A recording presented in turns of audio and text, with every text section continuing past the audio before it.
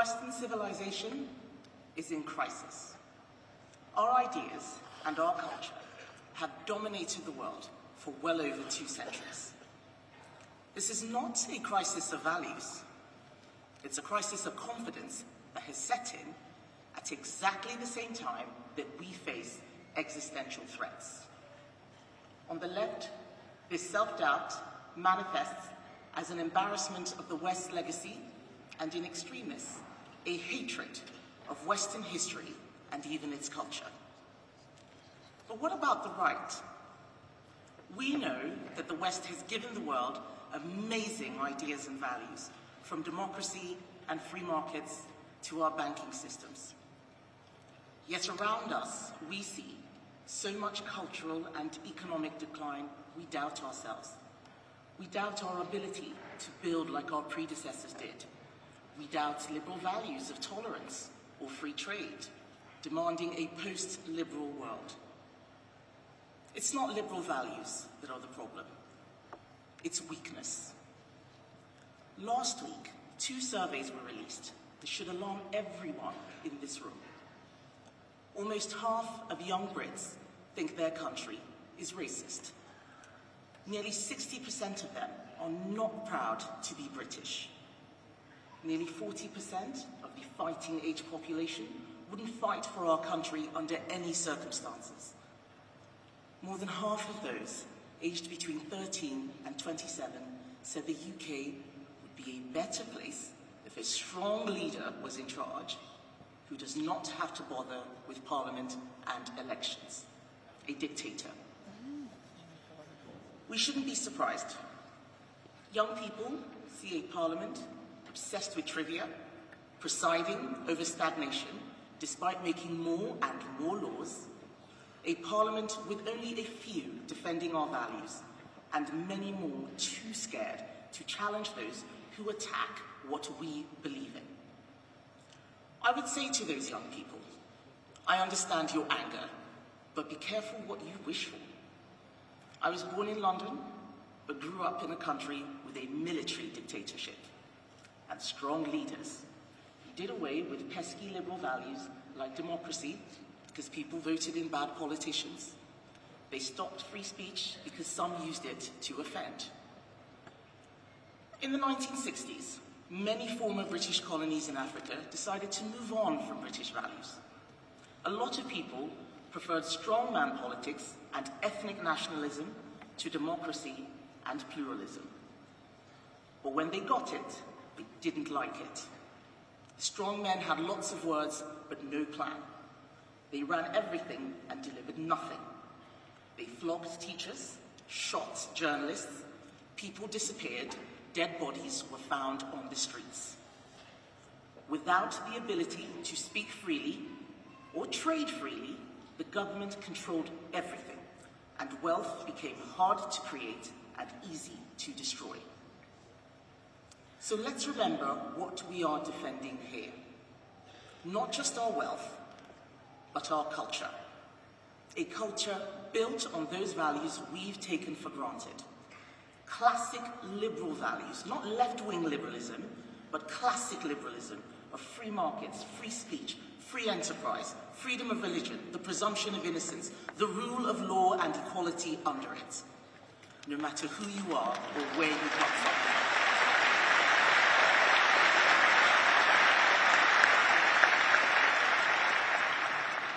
As the world becomes more complicated, we need to bravely fight for these values now. Instead, we are distracted. Too busy critiquing and deconstructing what previous generations built, rather than making sure that the very best of our inheritance is left intact for the next generation. This is the real poison of left-wing progressivism. Whether it's pronouns or DEI or climate activism, these issues aren't about kindness. They are about control. We have limited time, and every second spent debating what a woman is a second lost from dealing with these challenges.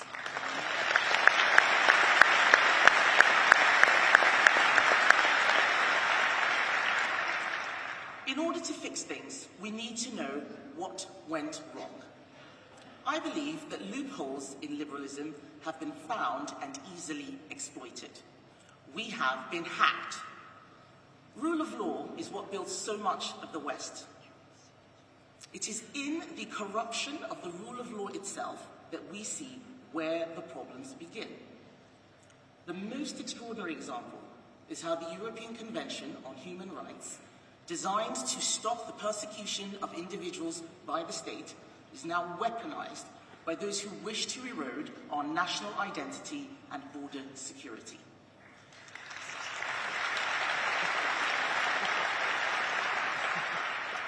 The current system is being exploited.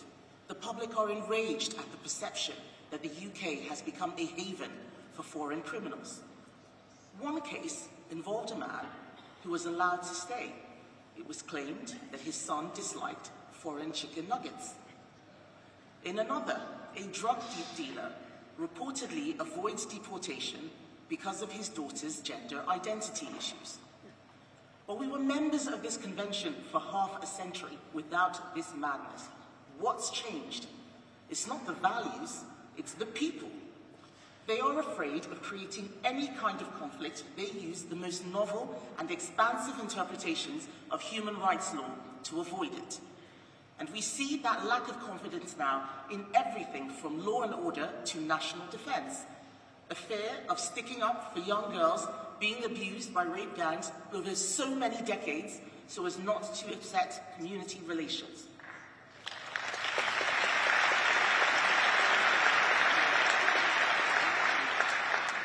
Totalitarian states like Russia, Iran, and North Korea are coordinated in their efforts.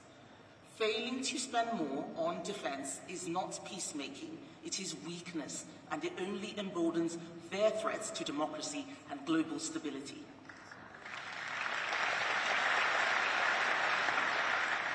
So how do we defend? Conservatives are the guardians of Western civilization. We do need to defend what we have, but many have forgotten how to do so.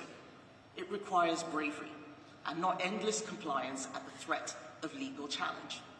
So I'm going to give you a brilliant example of a woman who has done this. She is known as Britain's strictest headmistress and runs the Michaela School, the best school in our country. Her name is Catherine Singh.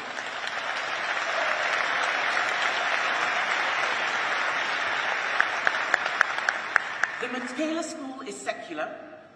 However, religious tolerance was being exploited to harass and bully others. This led to segregation and tensions, with some students beginning to pray in the playground, violating school rules, pressuring their peers to follow religious practices they hadn't before, like wearing a headscarf or stopping choir practice. In response, Catherine banned those prayer rituals to restore order and refused to provide a dedicated prayer space, aiming to maintain the school's secular environment and treat all pupils equally. The response was an orchestrated attempt to destroy her reputation and her school. She was sued by one child's parents. The BBC ran a headline saying the school made being Muslim seem toxic. Most politicians are afraid of that sort of headline for fear of being labelled Islamophobic. Most teachers would have relented the minute they were challenged. Catherine Singh took her case all the way to the High Court and she won.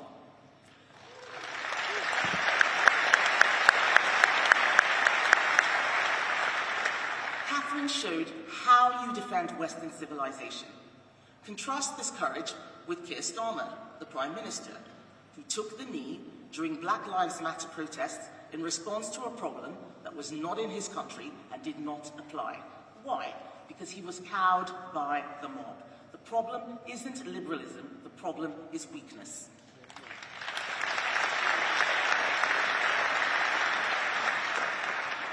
Millions of people all around the world want to live in the West because they want the benefits.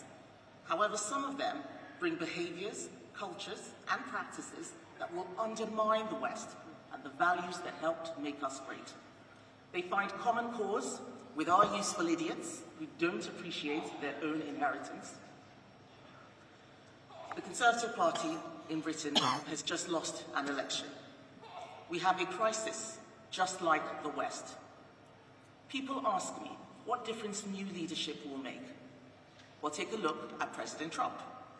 He's shown that sometimes you need that first stint in government to spot the problems, but it's the second time around when you really know how to fix them.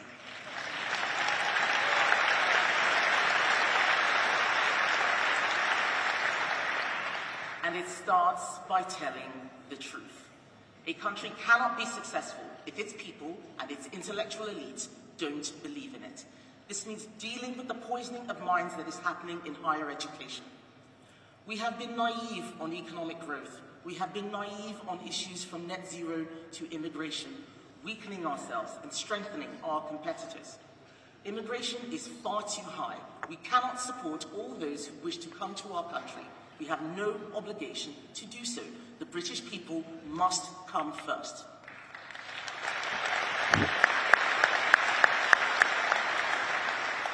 We cannot keep racking up debt for our children. It was fiscal weakness, not just war, that led to the decline of the Roman Empire.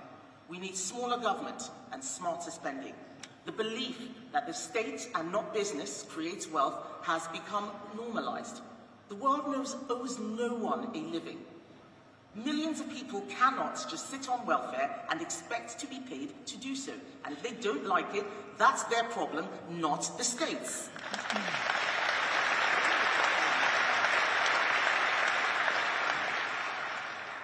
Our country is not racist. We don't need to apologize. We don't need to pay reparations or give away the Chagos silence.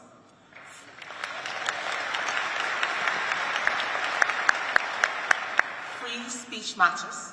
Some cultures are better than others, and it's only contentious to say this because honesty has become impossible. People should not be afraid to speak out. We will be proud of our country. Most of all, we need to get up off our knees and start fighting, not just for the UK, but for the West and our values again. We will have to decide between the true but hard way that needs tough decisions and bravery, or whether we have more slogans and announcements but no plan. Don't listen to the media class complain about populism. The very essence of democracy is acknowledging the will of everyday people and then actually making it happen.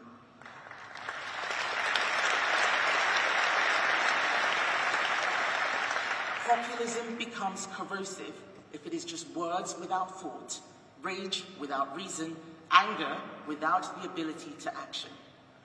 For those of us who seek leadership, we must do better.